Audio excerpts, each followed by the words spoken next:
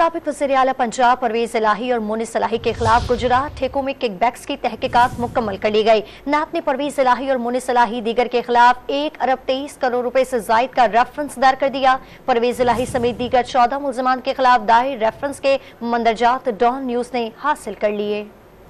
साबिक वजीर आला पंजाब चौधरी परवेज इलाही और मोनिस इलाही समेत दीगर के खिलाफ गुजरात ठेकों में किक बैक्स की तहकीकात मुकम्मल कर ली गयी, जिसके बाद नैब ने परवेज इलाही और मोनिस इलाही और दीगर के खिलाफ 1 अरब 23 करोड़ रुपए से जायद का रेफरेंस लाहौर की एहतसाब अदालत में दायर कर दिया है। रेफरेंस में परवेज इलाही और उनके बेटे मोनिस इलाही को मरकजी मुल्जिम नामजद किया गया है। नैब रेफरेंस के मंदरजात डॉन न्यूज ने हासिल कर लिए। मंदरजात के मुताबिक नैब ने अपने रेफरेंस में मौक़िफ़ इख्तियार किया है कि मुल्जिमान कौमी खजाने को नुकसान पहुँचाने में मुलव्विस पाए गए हैं। परवेज इलाही ने अपने ओहदे का नाजायज इस्तेमाल किया और किकबैक्स और रिश्वत वसूल की। रेफरेंस में बताया गया है कि मोनिस इलाही के सेक्रेटरी सुहेल ऐवान और 2 साबिक सरकारी मुलाजमीन परवेज इलाही और दीगर के खिलाफ वादा माफ गवाह हैं। वादा माफ गवाहों के मुताबिक परवेज इलाही और मोनिस इलाही ने गुजरात के लिए गैर कानूनी तौर पर 116 तरक्याती स्कीमें मंजूर कराई और मनपसंद ठेकेदारों को कॉन्ट्रैक्ट दिलवाकर 1 अरब 23 करोड़ रुपए से जायद रिश्वत हासिल की। परवेज इलाही ने सबसे ज्यादा 74 करोड़ 45 लाख रुपए से जायद रकम वसूल की। गवाहों के मुताबिक मोनिस इलाही का अकाउंट किकबैक्स की रकम मोनिस इलाही और उनकी फैमिली के अकाउंट में जमा कराता रहा।